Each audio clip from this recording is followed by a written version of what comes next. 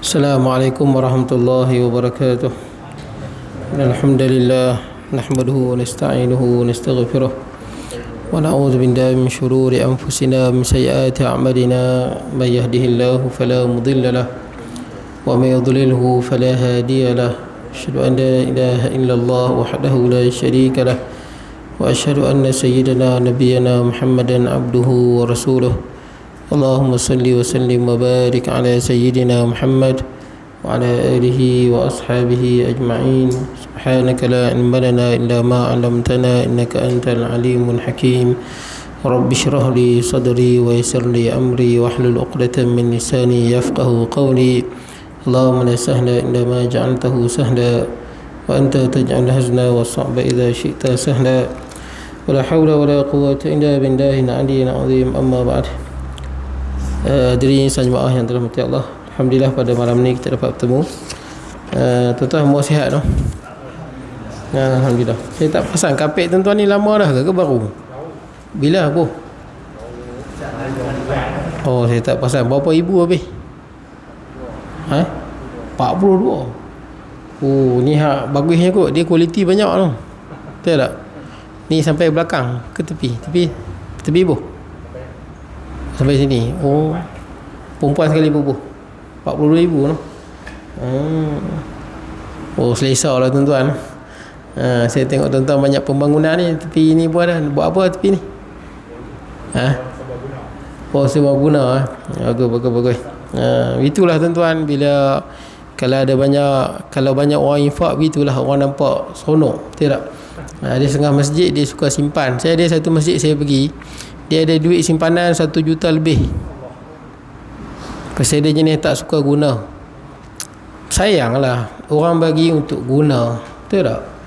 Tapi dia tak guna. Dia jenis satu orang suka tengok duit banyak. Buat apa? Betul tak?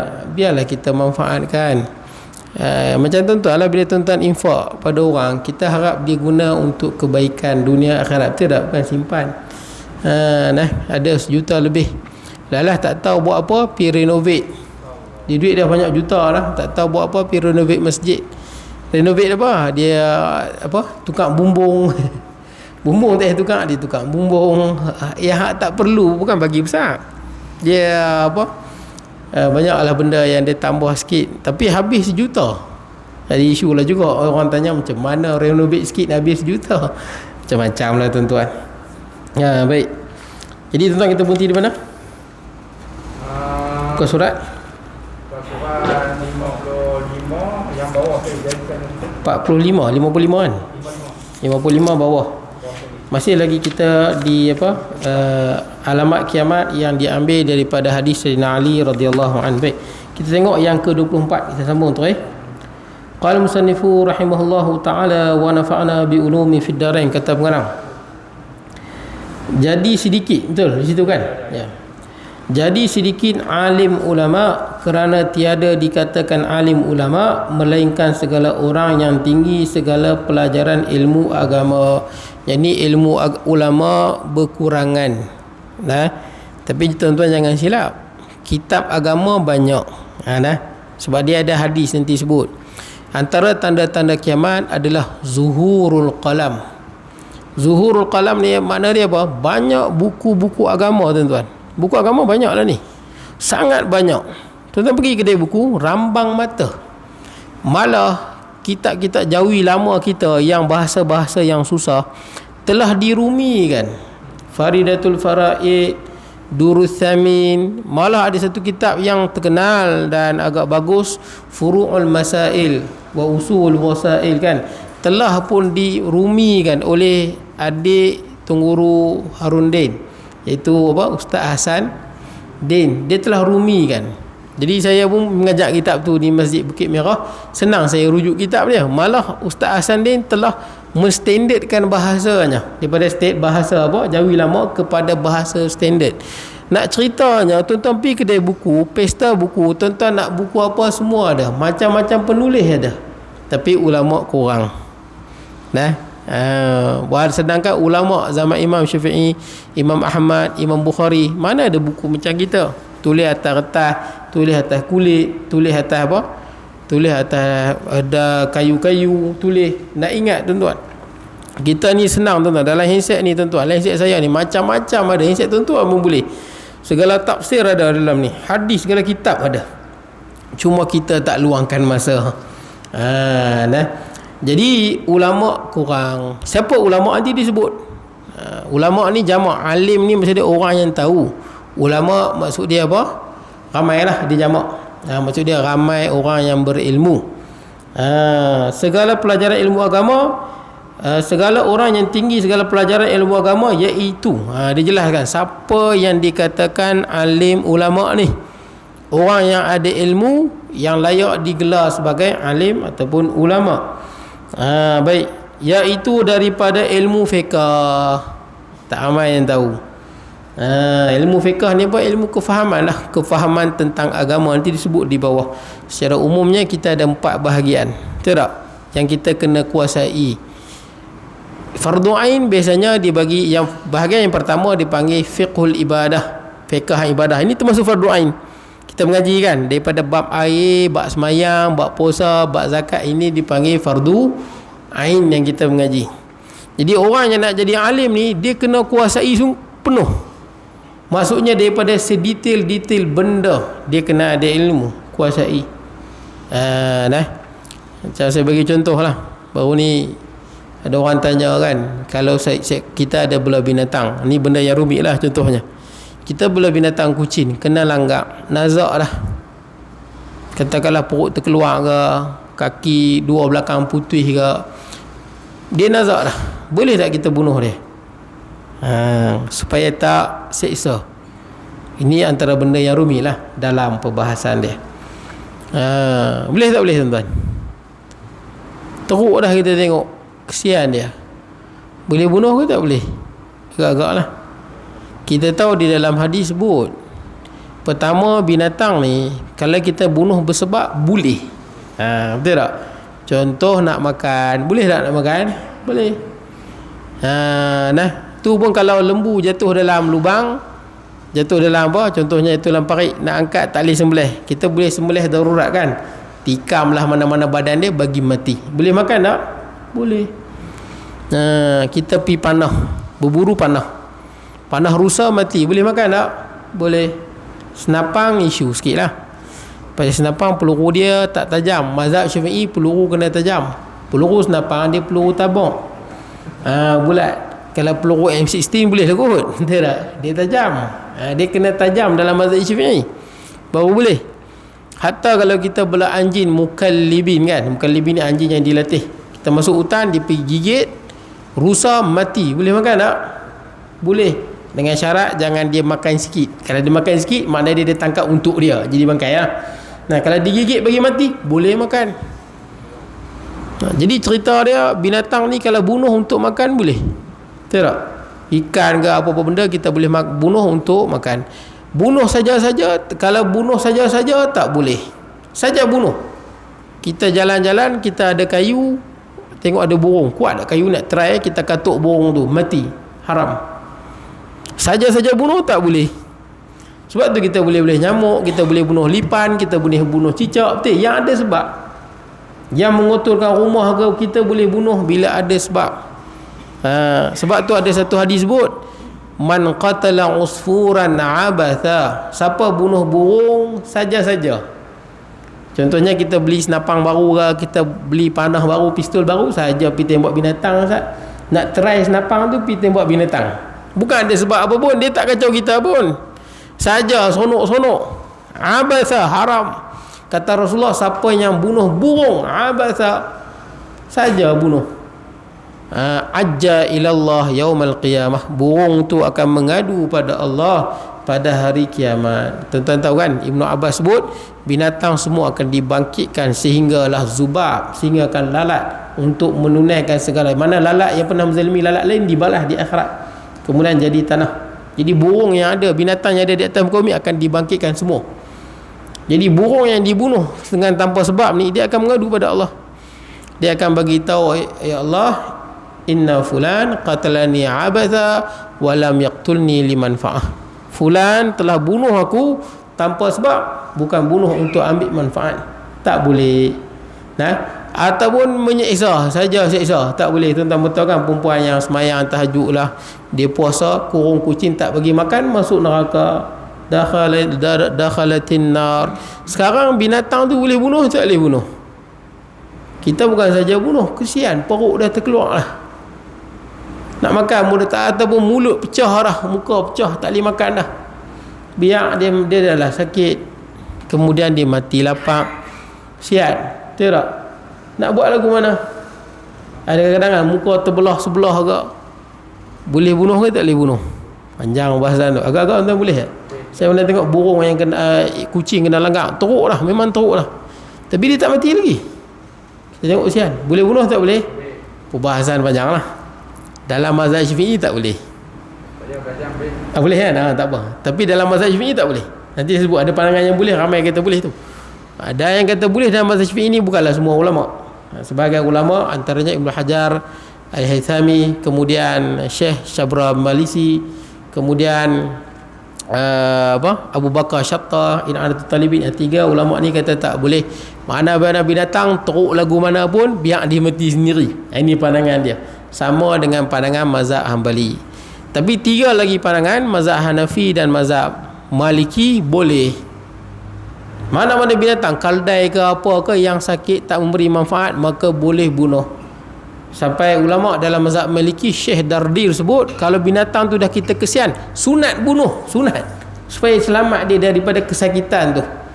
Nah, ni saya kata perbahasan yang rumit lah, antara yang dalam. Tuan-tuan nak ikut mana, tuan-tuan peganglah tuan-tuan. Sebab ini kalau dalam ibadah kita kena straight dalam mazhab Syafi'i. Tapi dalam urusan dengan apa, urusan yang bukan ibadah, dia luas sikit lah tuan-tuan. Nah, dia ada satu hukum yang lebih luas. Baik, ala kulli hal, kita tengok masalah dan mafsadah dengan masalah, kebaikan dan keburukan ya. Nah, baik. Sehingga kan tuan-tuan, kalau olah kat kampung ni, contohlah ada orang bela anjing banyak anjing dia, bagus bela anjing ni, tapi anjing dia ganggu orang. Contohnya lah, satu kampung ni dia bela anjing banyak, dan anjing dia ganggu orang. Kita tahu bela anjing ni boleh, tapi dia bersebab. Kat rumah tak boleh. Kalau ganggu orang, berdosa. Yang boleh nak jaga apa? Jaga tanaman, sebab dia boleh jaga ternakan, betul tak? Jaga harta, tapi jangan sampai ganggu orang lain. Tu nak bela jauh pada orang tuan-tuan. Nah, baik nak berburu, bolehlah berburu. Jadi kalau dia bela anjing banyak, ganggu orang, dari segi hukumnya dalam fatwa Hindiyah, dalam mazhab Hanafi, dia sebut orang kampung boleh apa?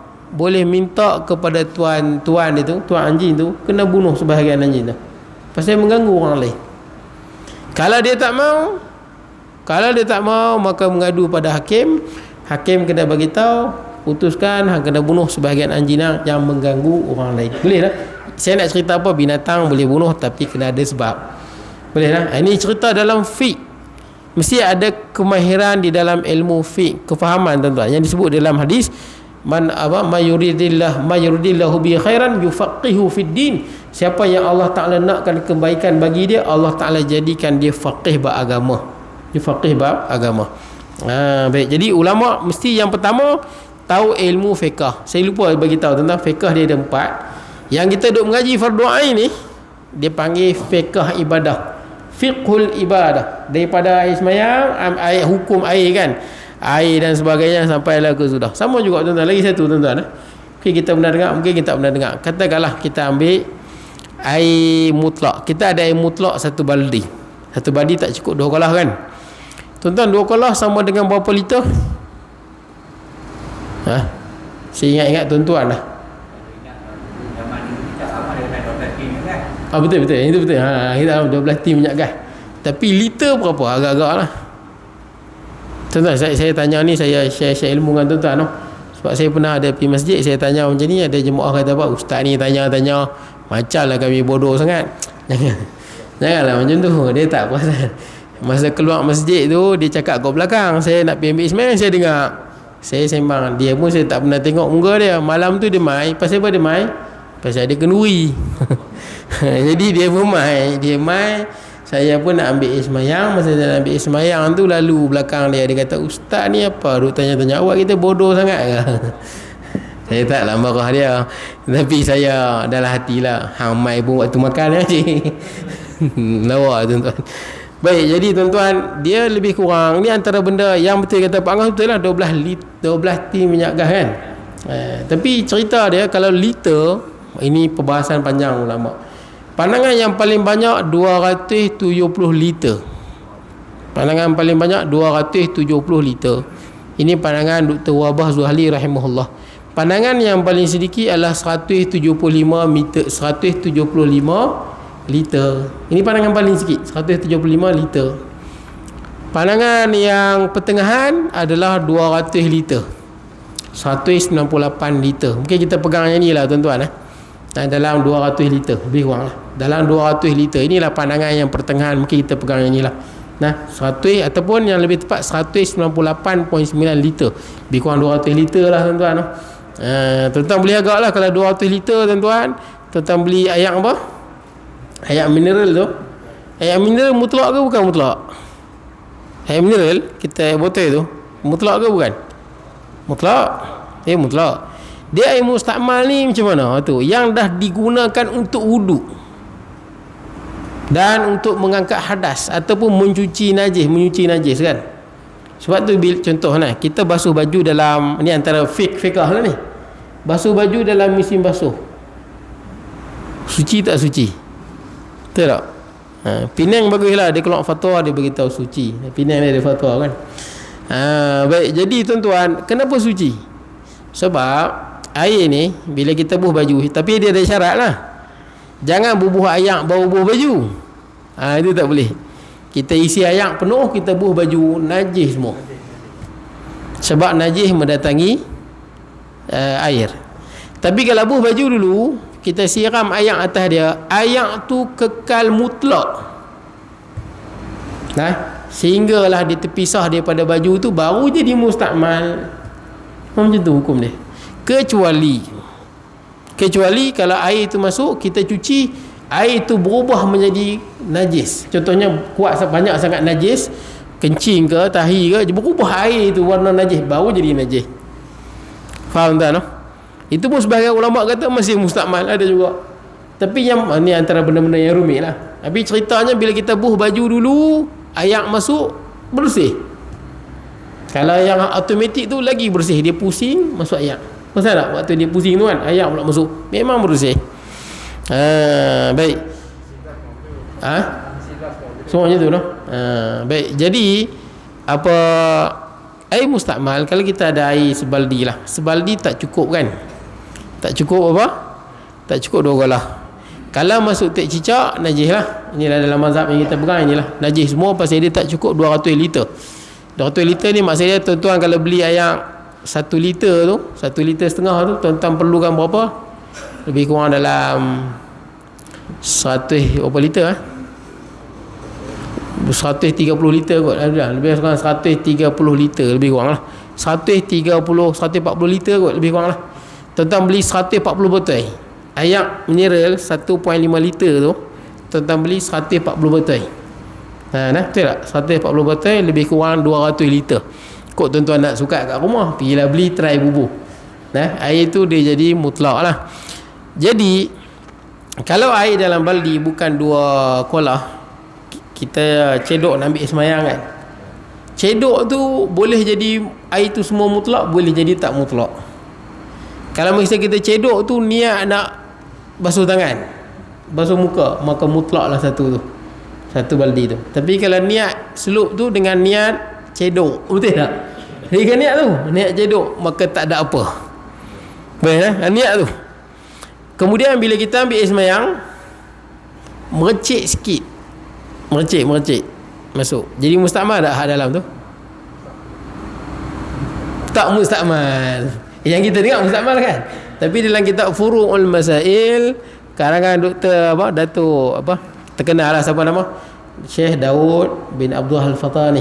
Di antara benda dia sebut yang itulah, kalau merecit masuk dalam bekas tu, air lebihan mustakmal tidak akan memustakmalkan yang banyak. Tapi kita daripada kecil lagi, betul tak kan? Daripada kecil lagi saya pun itu kat saya pegang, sampai ada kawan saya kata cuba cek balik. Saya tengok dalam Furu'ul Masail dia ada dah sampai saya di Masjid Bukit Merah dalam bab tu. Jadi kita ambil semayang, kalau terpercik sikit basuhan pertama tu masuk di situ, dia takkan jadi mustakmal. Maknanya dia air mustakmal, dia tidak memustakmalkan air yang lain. Dia tak sama dengan najis. Kalau najis ialah sikit masuk najis semua. Nah, ini cerita berkenaan dengan hukum. Jadi tuan-tuan, hukum fiqh dia ada 4. Yang pertama fiqh ibadah yang kita duk ngaji fardu ain. Yang kedua adalah fiqh apa? Jual beli. Jual beli. Dia panggil muamalat. Ni penting tuan-tuan. Ni juga penting. Kadang-kadang banyak orang kita buat kan. Ada mah banyak, pergi kedai mah trade in. Tak? Trade in. Boleh ke trade in tuan-tuan? Ke tak boleh? Mah dengan mah tak boleh. Tak? Mah dengan mah tak boleh. Dia panggil item ribawi. Tak kan? Yang mana kalau nak tukar dia mesti apa? Yadan biyadin sawa mislan bimislin sawaan bisawain waznan biwaznin. Dia kena sama.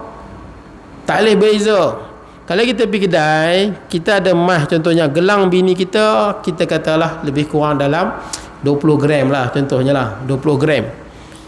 Bini kita mah dia lama lah, dia nak passion baru, pergi kedai trade-in, kedai bagi passion baru, tapi dia takkan bagi sama berat. Tak boleh. Ini antara benda yang rumit lah. Betul tak kan? Tak boleh. Sebab apa? Sebab emas dengan emas kalau tukar mesti sama berat. Saya masa nak beli gelang bini saya, di mana? Di Masjid Tinggi tu, di Bagan Serai tu, Seri Serai tu kan, kedai emas tu. Saya kata kat dia, sebab nak tukar gelang lah, beli yang lain. Saya kata saya tak mau trade in, terjadi riba. Dia sebab dia faham rupanya. Dia faham. Saya bagi emas akad, dia bagi duit kat saya. Lepas tu baru saya bayar balik. Biasanya tuan-tuan buat lagu tu ke trade in dia terus ya? Trade in terus. Kebanyakan kalau kedai Cina memang dia tak buat lagu tu lah, pasal dia mana faham lagu tu. Nah, dia tak boleh kalau tukar mesti sama berat, sebab dia tak mau ada keuntungan atas angin. Dia tak mau. Kalau kita dah akad jual beli, kita dapat duit terpulang pada kita, nak teruskan ataupun tak, betul tak? Berbeza dengan trade in. Baik, ini cerita hukum ni lah, cerita muamalat kan. Kemudian sama juga orang perempuan yang buat apa? Kut emas. Ramai orang buat kut emas kan. Tak boleh. Betul tak? Kut emas tak boleh. Sebab emas hukum dia sama dengan duit. Duit hukum dia sama dengan emas. Zaman Rasulullah duit adalah emas, dinar, betul tak? Dan perak. Zaman kita tak guna emas, kita guna duit. Jadi dah diputuskan fatwa, maka hukum dia adalah sama. Maka emas dengan duit dia tak boleh lewat daripada 3 hari. Betul tak? Sebab tu tuan-tuan tahu tak, tuan-tuan pergi ke MyBank ataupun bank-bank lah, dia ada buku emas tu kan. Tahu buku emas? Kita beli emas, kunci harga emas. Contoh ada duit banyak lah. Sekarang ni harga emas apa 240, lebih kurang lah 240 segram kan. Tuan-tuan ada duit banyak, baru jual tanah ada 240,000. Tuan-tuan pergi dekat bank apa, MyBank, okay, saya nak beli emas tu, tak ada pun. Saya nak beli emas kilo. Tuan-tuan bayar ada 240,000. Dalam rekod dia, tuan-tuan dah ada emas sebanyak sekilo dekat bank MyBank. Tapi emas tu tak ada. Tapi kalau tuan-tuan minta, dia boleh bagi, tapi lambat. Dia boleh bagi sekilo tu, tapi makan masa. Sebab tu buku emas ni tak termasuk dalam perbankan Islam. Untuk bank Islam kan, MyBank dia ada bahagian MyBank Islamik dan bukan Islamik kan. Dia tak masuk bahagian Islamik. Sebab apa? Memang bila tuan-tuan buat macam tu baguslah. Katakanlah tuan-tuan beli masa 240 emas kan. Tiba-tiba katakanlah emas itu naik selang beberapa hari, dia naik jadi 260. Untung tak? Tuan-tuan pergi kat MyBank, saya jual ya, free dapat 260,000. Berapa ribu dah untung? 20,000. Tapi kenapa tak masuk dalam sistem MyBank Islamik? Sebab bila pergi ke MyBank, kita minta emas tu, dia boleh bagi tapi lambat. Lebih daripada 3 hari. 3 hari ni limit paling lambat ikut mazhab Imam Malik. Sebab tu dia tak masuk dalam perbankan apa? Islam. Boleh lah. Ini antara benda trade in emas lah. Tapi saya tambah sikit lah tuan-tuan. Fatwa kebangsaan dia kata boleh. Tapi ni bukan fatwa majoriti tuan lah. Fatwa seluruh dunia. Macam tadi lah yang trade in emas tu lah. Trade in emas kalau fatwa kebangsaan dia kata boleh kerana unsur perhiasan. Boleh lah, unsur perhiasan. Sama juga yang tadi tu, kut emas. Kalau ikut fatwa sebahagian negeri tak silap, Bukan kebangsaan, fatwa sebahagian negeri dia kata boleh. Nah, sebab apa? Dia kata emas di situ dia tak hukum semata-mata emas, tapi adalah perhiasan. Boleh lah. Tapi terpulang lah tuan-tuan. Kalau boleh elak lah tuan-tuan. Boleh lah. Sebab kebanyakannya sebut tak boleh. Kok lah ada mana-mana kedai tuan-tuan dah tak boleh trade in dah. Dia ambil murah sangat kan. Tuan-tuan pegang lah fatwa tu. Sebab atas dasar perhiasan. Dia ada unsur dia apa? Ukir-ukir. Dia kerja kan. Kan dia ukir-ukir sikit. Konon macam begitulah. Tapi ceritanya tuan-tuan itulah kefahaman fiqh muamalat tu. Tuan-tuan pinjam duit kan. Kita tahu kan. Saya ada duit 1,000. Saya bagi kat Haji Rahim pinjam kat saya 1,000. Saya kata kat Haji Rahim, bulan depan bayar 1,500. Riba tak? Riba jelas kan? Riba jelas. Tuan-tuan buat pinjaman peribadi, bayar sama ke? Walaupun bank Islam, walaupun bank rakyat. Malah ada orang kata bank Islam lagi teruk. Dia kata, ada kawan saya lah, dia buat dengan bank Islam, dia menyesal. Dia kata macam mahal sangat lah, dia nak tukar ke bank lain. Adalah kawan saya ustaz juga. Baik, wallahualam dia kira lagu mana. Jadi macam mana? Kita pinjam habis bayar lain. Betul tak? Pasal jadi macam tu. Kata kalau kita reverse lah. Saya bagi pinjam Haji Rahim 1,000. Bulan depan Haji Rahim bayar 1,500. Saya reverse. Haji Rahim bagi tahu kat saya, Ustaz bagi pinjam kat saya 1,000, bulan depan saya bayar 1,500. Mula-mula Haji Rahim nak pinjam saya 1,000, saya tak nak bagi ya. Haji Rahim kata tak apa Ustaz bagi je. Bulan depan saya bayar 1,500 ataupun saya bayar double 2,000. Boleh? Bukan saya minta, Haji Rahim yang nak bagi. Tak boleh juga, haram juga. Bila diputuskan di dalam akad tak boleh. Yang boleh adalah saya bagi pinjam Haji Rahim 1,000, cukup tempoh Haji Rahim pergi tambah jadi 1,500 saja bagi je Ustaz. Itu tak apa. Bila disebut dalam akad haram. Yang haramkan adalah Allah. Saya redha, bukan kira hang redha. Allah Taala tak bagi. Orang perempuan dia bagi orang lelaki sentuh dia. Pasal apa? Saya redha, bukan kira hang redha. Allah tak bagi. Nampak tuan-tuan lah? Ini antara benda hukum fiqh. Yang tadi tuan-tuan, pinjaman. Pasal apa kita buat pinjaman bank Islam ke, bank rakyat ke, BSN. Bank rakyat, BSN, semua bank ni, semua bank BSN, semua apa bankan Islam. Bank Islam semua Islam lah. Bank rakyat semua Islam. Cuma my bank pastikan dia ada dua. Satu Islamik, satu bukan Islamik. Public bank pun ada dua, Islamik dan bukan Islamik. Holion pun sama. Pasal apa tuan-tuan? Walaupun bank itu bukan milik orang Melayu Islam, tapi mereka ada badan syariah mereka. Badan syariah ni pun semua pakar-pakar daripada orang Islam lah. Orang Islam, doktor-doktor yang menjadi penasihat syariah bagi bank-bank macam ni tuan-tuan. Baik, jadi tuan-tuan, pasal apa jadi mahal? Itulah perbahasan panjang tuan-tuan. Dia panggil bai'ul inah. Tuan-tuan boleh fikir, pasal apa kita pinjam kat bank Islam bayar mahal? Kalau beli barang tak apa. Motor kan, motor. Kalau tuan-tuan beli, kedai kata okey, kalau beli cash 5,000, beli hutang selama 2 tahun 7,000. Riba ke bukan? Bukan. Dia bukan riba itu. Pasal dia bukan duit. Betul tak? Dia dengan duit, dia barang. Memang kita ada hak. Saya jual motor, ada orang nak beli dengan saya, tu motor saya punya, bukan duit dengan duit ni. Ni motor saya. Nak beli cash saya bagi 5,000, kalau hutang saya jual 7,000. Tak apa. Ni pandangan majoriti. Memang ada ulama ada kata riba, tapi sebahagian kecil tuan-tuan. Majoriti ulama sebut boleh. Sebab apa? Terpulang pada penjual. Betul tak? Tuan-tuan nak letak harga berapa, itu pun hak tuan-tuan. Ini bukan duit dengan duit. Betul tak? Ini pandangan majoriti ya. Sebab tu tuan-tuan beli, contohnya tuan-tuan nak beli kereta dengan bank Islam. Bank Islam buat macam mana? Dia beli kereta tu. Betul tak? Dia beli kereta tu. Dia bukannya tuan-tuan bila tu tuan heran kan, bila kita buat pinjaman dengan bank Islam lah, contoh beli kereta. Pasal apa banyak mahal? Kereta tu harga 60,000, pasal apa pergi sampai 100,000 lebih? Rupanya bank Islam dia beli kereta tu dulu, lepas tu dia jual dengan kita. Akad dia apa? Kan? Sewa beli. Betul tak? Baik bisa manin ajil. Kenapa sewa beli bukan akad hutang? Dia ada sebab tu. Dia ada sebab. Semua bank dia buat sewa beli. Makna dia yang kita duk bayar ni bayar sewa. Bila yang kita bayar beli tu, kita bayar beli bayaran terakhir tu. Kenapa dia tak kira hutang? Dia ada kesan. Contoh. Ni cerita bab muamalat pula tuan-tuan. Boleh kot ni sikit-sikit tuan-tuan nak cerita fiqh. Contohnya saya ada motor. Saya nak jual ke Haji Rahim. SYM 185. Dulu saya pakai macam Haji Rahim. Tu adik saya nak, saya beli 185 tu. Tapi tak naik pun, PKP tak naik pun, naik kereta tuan-tuan, duduk kat rumah. Jadi saya ada SYM 185 tu, saya jual ke Haji Rahim. Saya jual ke Haji Rahim cash 4,000 contohnya lah. 4,000 saya jual ke Haji Rahim. Bila akad, okay, Haji Rahim saya jual motor ni ke Haji Rahim 4,000 hutang 4,000. Haji Rahim kata okey, hutang 4,000, bulan depan saya bayar, ataupun dalam masa setahun bulan-bulan saya bayar banyak ni. Betul tak? Tak apa, motor tu jadi siapa punya? Haji Rahim tak bayar lagi kat saya 4,000.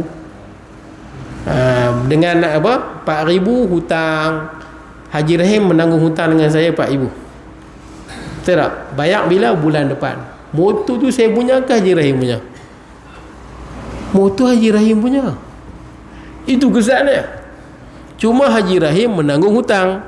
Sebab tu motor tu Haji Rahim boleh sewa kat orang. Haji Rahim boleh jual pun boleh. Katakanlah Haji Rahim pakai SYM 185 tu tak best, sedap wai suku lagi. Memang wai suku sedap lagi lah tuan-tuan, smooth lagi lah, kuat sikit lah, SYM tu laju sikit lah. Baik pekak kuat. Jadi Haji Rahim ni tak apa syok bawa pelan, enjin panas, kaki terasa bergegar, tak syok Haji Rahim nak bagi balik kat saya, takut saya tak mau. Sedangkan Haji Rahim dah tanggung hutang, katanya nak bayar bulan depan 4,000. Haji Rahim fikir macam mana nak buat, ada siapa nak beli tak? Betul tak? Haji Rahim cari orang beli, boleh jual? Boleh jual. Sebab tu Haji Rahim punya motor. Maka Haji Rahim carilah, tanya-tanya abang, boleh beli tak? Abang kata okey, boleh beli. Abang ambil, katakanlah abang ambil 4,000. Haji Rahim pandai menyembang pula, motor ni best lah, apalah, abang pun syok. 4,500 abang Haji Rahim tolak. Bila tolak kat abang 4,500, Haji Rahim bayar kat saya 4,000, selesai. Untung tak Haji Rahim? Untung. Boleh tak? Sebab tu dia pun tak guna akad tu. Dia pun guna akad apa? Sewa beli. Yang kita duk bayar bulan-bulan ni. Sebab tu kereta kalau tuan-tuan beli dengan bank, kena ingat, kalau orang tanya kereta siapa? Kereta bank. Betul tuan-tuan? Bukan kereta saya, kereta bank. Boleh ya tuan-tuan nak kata kereta sendiri secara majas lah. Tapi hakikatnya bank punya. Bila kita punya bayaran terakhir tu, tu bank buat lagu tu supaya tak jadi macam tu. Baik. Sebab tu bila kita tak bayar, bank ada hak tarik. Tidak, dia tak ada hak. Tidak, dia hanya boleh menuntut hutang dia saja. Dan kita dihukum kerana tak bayar hutang. Lah ni dia buat macam tu, dia ada hak tarik kereta. Itu dia punya. Kita duk bayar sewa ya. Baik tuan-tuan, ceritanya kenapa pinjaman peribadi bayar lebih. Sebab tuan-tuan, yang tadi tak apalah, barang tak apa, kereta ke barang tak apa, itu memang terpulang pada bank nak jual banyak mana tuan-tuan, kita dah setuju. Tapi duit dengan duit dia tak boleh lebih, tak boleh. Walaupun kita bincang kawan kita, okey bulan ni aku bagi hang 1,000, lagi 2 bulan hang bagi aku pula 2,000, saja bincang-bincang, itu pun riba. Walaupun dia tak sebut hutang, sama dia kiranya. Duit dengan duit tak boleh. Tapi kenapa bank ambil lebih? Dia guna konsep tadi lah, bai'ul inah. Dia buat macam mana? Macam ni lah. Contoh saya nak bagi Haji Rahim pinjam duit kat saya. Haji Rahim pinjam duit, katakanlah 10,000, 5,000 lah, katanya 5,000. Tapi saya nak Haji Rahim bayar lebih. Dalam Islam kan tak boleh. Saya nak bagi Haji Rahim pinjam 5,000, tapi saya nak Haji Rahim bayar kat saya 10,000. Contohnya lah. Maka dia guna helah. Helah ni lagu mana? Kita guna barang. Tak barang. Contohnya, saya jual kat Haji Rahim wai suku hak baru ni. Apa nama Haji Rahim tengok belum? Hak baru ni. Y16ZR tu kan. Hak baru lagi tu. Saya jual kat Haji Rahim 5,000 contohnya lah. 5,000. Habis akad saya kata kat Haji Rahim, saya jual motor ni kat Haji Rahim 5,000 hutang. Haji Rahim aku terima motor ni 5,000 hutang. Jadi Haji Rahim menanggung hutang dengan saya berapa? 5,000. Betul tak kan? Bukan silap. Haji Rahim, saya jual motor ni pada Haji Rahim 10,000 hutang, bulan depan bayar. Haji Rahim kata saya terima motor ni, saya beli motor ni pada ustaz 10,000 hutang, bulan depan bayar. Okey lah. Jadi Haji Rahim menanggung hutang dengan saya berapa? 10,000. Motor tu siapa punya? Haji Rahim punya. Boleh? Lepas tu macam tadi Haji Rahim ada pembeli, betul tak? Yang ni tak ada pembeli. Haji Rahim jumpa saya, ustaz, tak ada orang nak belilah, jual balik kat ustaz. Saya takkan ambil 10,000, betul tak? Saya akan ambil, boleh, tapi saya ambil 5,000 ya. Tuan-tuan faham tak? Haji Rahim bagi kat saya balik, tolak balik kat saya, nah ustaz, tolak baliklah kat ustaz 5,000. Saya bagi cash kat Haji Rahim 5,000. Tuan-tuan faham apa jadi? Lagi 5,000. Itulah bai'ul inah. Dia sangat kontroversi, tuan-tuan. Jarang orang sembang lah, tapi kontroversi sebenarnya. Sebab apa? Bai'ul inah ni dibenarkan dalam mazhab kita. Tetapi dia kalau ikut undang-undang dia, bila dah jual, kita tak boleh syaratkan. Nah, saya tak boleh, saya jual kat Haji Rahim, saya syaratkan Haji Rahim jual balik kat saya, tak boleh. Kena buat macam RJH Bank. Dia pun buat jual tanah, jual gandum, tidak kan? Ada orang dia akad jual beli gandum, dia dapat gandum, dia tak jual balik kat bank. Bank bagi dia gandum. Ada setengah bank, tuan-tuan, dia buat akad jual beli apa? Dulu. Jual beli mesin ATM tu. Ni aku jual mesin ATM kat hang, hang jual balik kat aku. Pasal apa? Mesin ATM tu pasal nak bagi hutang lah. Bank kata, okey, aku jual mesin ATM ni kat hang 100,000 hutang, betul tak? Lepas kita dapat mesin ATM tu, ATM yang kat bank tu lah, kita kata okey, aku jual balik, jual balik. Okey, aku jual balik kat hang mesin ATM ni secara cash 50,000 tunai. Bank kata aku terima, bank bagilah kita 50,000. Tapi apa kesan dia? Kita hutang dengan bank 100,000. Tuan-tuan faham eh? Tuan-tuan cuma baca akad tu, tapi kita tak baca, kita sign lah. Dia tak kan? Okey, sini. Sign ni. Cuba baca akad. Itu dia nak ceritanya. Weh, tuan-tuan, insya-Allah tuan-tuan. Kemudian panjanglah tuan-tuan. Pandai ilmu fiqh. Kemudian ilmu tafsir. Ilmu tafsir adalah ilmu tentang menafsirkan Al-Quran.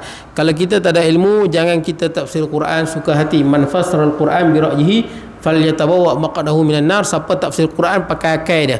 Dia tak erti bahasa Arab, tak erti balaghah, tak erti nahwu saraf, tak erti asbabun nuzul, tak tahu apa. Tafsir guna kepala, maka dah ada tempat dia dalam neraka. Nah, jangan tafsir Quran mesti rujuk kepada ulama-ulama yang diiktiraf oleh seluruh umat Islam. Tafsir Tabari, tafsir Qurtubi, tafsir Jalalain, tafsir Ibnu Katsir dan sebagainya. Baik, kemudian ilmu hadis. Ini ilmu hadis tuan-tuan, berkenaan dengan hadis ni merujuk kepada perkataan Nabi, perbuatan Nabi dan pengakuan Nabi sallallahu alaihi wasallam. Ini berkenaan dengan ilmu hadis. Kena ada pengetahuan tentang ilmu hadis. Mana yang sahih, mana yang hasan, mana hasan li ghairi, sahih li zati, sahih li ghairi, mana hasan li zati, hasan li ghairi, mana yang dhaif. Dhaif pula ada maratib dia. Ada, kita kadang-kadang sebahagianlah orang tuan-tuan, dia kalau dhaif ni semua tolak, betul tak kan? Tolak. Memanglah ada ulama yang tolak. Tapi kita di Malaysia ni boleh dah menjadi tabiat kita amalkan. Betul tak? Hatta bukan kita, Imam Abu Hanifah, Imam Malik dan Imam Ahmad bin Hanbal, mereka mengamalkan hadis dhaif. Malah Imam Ahmad sebut hadis dhaif lebih cintai, lebih aku suka daripada pandangan manusia. Inilah pandangan Malaysia, tuan-tuan, yang kita pegang. Nah, sekalipun hadis itu dhaif, dan dhaif ni pula dia ada maratib dia. Betul tak? Dhaif jidan ke, dhaif sikit ke, dhaif berat, itu pun khilaf lagi. Perbincangan ulama. Jadi jangan cepat sangat kita hukum dhaif, lepas tu kita bubuh bid'ah pula, tak cukup lagi kita bagi syirik pula baru sedap. Jangan. Baik, saya sikit lagi saya habiskan, boleh kot no? Saya habiskan sikit ya. Kemudian ilmu tasawuf. Ilmu tasawuf ni ilmu yang membicarakan tentang hati, tuan-tuan. Membersihkan hati daripada ujub, sum'ah, takabur, riya. Apa beza riya dengan sum'ah? Apa beza ujub dengan takabur? Lain tu. Takabur lain, ujub lain, sum'ah lain, riya lain, hasad lain. Ilmu ni penting, tuan-tuan. Penting sepenting-pentingnya. Sebab dosa yang pertama di langit dan di bumi, punca dia antara penyakit dalam, yang ilmu tasawuf yang lawan. Apa dia, tuan-tuan? Dosa yang pertama di langit, iblis. Dia dengki kat Nabi Adam. Dengki. Dalam dengki. Tengok Nabi Adam dengki. Dosa pertama di langit. Dosa pertama di bumi, yang ni yang sebut adalah Imam Al-Qurtubi rahimahullah. Dosa pertama di langit adalah dengki. Dosa yang pertama di bumi juga dengki. Siapa dengki kat bumi? Qabil dengki kat adik dia kan, Habil. Pasal boleh kahwin dengan Iqlimah, dia pergi bunuh adik-adik ni, bunuh. Dengki. Dia tak tahu tentang pelik. Berita hari ni tengok tak kat gurun. Anak kelar mak. Tengok berita ni. Anak kelar mak. Orang Melayu ke bukan orang Melayu Saya tak pasti Melayu ke bukan Melayu Sebelum tu India kan gaduh dengan anak dia. Anak dia umur 37 kot. Ayah dia 73. Berebut channel TV. Ada tengok bapak dia pun garang kelar anak dia. Mati anak dia. Tu kat mana tau? Saya nak ceritanya orang tuan-tuan bila marah ikut nafsu jadi lagu tu. Ni yang kat gurun tu lagi sakana bunuh mak. Melayu tak silap saya, Melayu lah. Gurun memang kawasan Melayu tuan-tuan. Dia kelar mak dia, mati. Lepas tu dia kena langgar lori, dia pun mati. Oh sian tuan-tuan. Memanglah kita kata padan lah muka, tapi satu cerita yang sedih lah bagi keluarga tu. Betul tak tu? Tanam, kita katalah tanam satu liang, tapi sedih cerita dia. Betul tak tu? Cerita sedih. Yelah, tanam satu liang tapi dia bunuh mak dia, betul apa dia, dia mati kena langgar lori. Cerita sedih lah. Kita minta lindung lah benda ni tak berlaku dan keluarga kita tuan-tuan, dan keluarga terdekat. Minta lindung lah. Na'udzubillah. Jadi tuan-tuan, ilmu tasawuf penting Apa beza riak, sum'ah, takbur? Panjang ni tuan-tuan ni. Saya berhenti sini lah tuan-tuan. Panjang nak sebut tu. Saya cerita yang tu ya tuan-tuan. Takbur apa? Sum'ah beramal supaya orang sebut. Itu sum'ah. Kita beramal supaya orang sebut. Kita beramal walaupun kita sembahyang malam seorang-seorang. Malam seorang-seorang. Tapi dalam hati kita, kalaulah orang Sungai Duri tahu aku bangun malam. Rosak. Sebab nak orang sebut. Riak ibadah supaya orang tengok. Riak ni bila orang tengok dia kusyuk dia. Bila orang tengok, asal nak bagi RM5, orang tengok, bagilah RM50. Pasal orang tengok. Riak ni beramal pasal orang tengok. Sum'ah ni supaya orang sebut. Ni bahaya ni. Sebab tu bangun malam, sembahyang malam seorang-seorang, tiba-tiba terdetik, kalau orang tahu. Sebab tu ibadah malam jangan bagi tahu. Ada setengah orang kadang-kadang kan kita sembang dengan dia, semalam guruh kuat tu. Dia kata, itulah aku semalam masa tengah tahajud tu. Janganlah sebut. Betul tak? Kan nak cerita juga dia tahajud, tak payah cerita aku pun jaga malam tu. Tak payah cerita tahajud tu. Yalah, aku masa tengah malam duduk tengah istighfar cik, tengah baca Quran masa tu menangis tu, guruh. Tak perlulah. Sebab tu bangun malam sembunyikan, jangan bagi tahu orang, bahaya. Itu sum'ah, riak, kemudian ujub. Ujub ni apa? Kita duduk bangun malam sembahyang tahajud, banyak kebaikan. Kat rumah tengok muka dalam cermin, aku ni syurga Firdaus ni. Perasan. Tak pun duduk dalam masjid Sungai Duri, aku yang paling baik. Perasan. Jangan. Salah tu. Lagi kita banyak ibadah, lagi rasa banyak dosa, lagi rendah diri. Boleh tak? Itu ujub. Ujub menghancurkan, semua menghancurkan ibadah. Yang paling bahaya takbur. Takbur ni apa? Dia macam ujub tapi dia advance sikit. Dia rasa dia perasan dia bagus. Dia perasan dia paling bagus. Dia tambah sikit lagi. Dia hina orang lain. Betul tak? Ada. Saya ada pergi setengah tempat tuan-tuan. Imam dia surau lah, belah Perak lah. Pakai serban imam dia, tua dah 60 lebih. Bila dia tengok ustaz-ustaz muda ni, budak hingusan lagi. Agak-agak lah. Dia pencen tentera, rajin apa, main semayang apa semua kan. Bagus lah orang tengok rajin semayang. Jadi imam pakai serban, risau tak sempat mengaji tasawuf.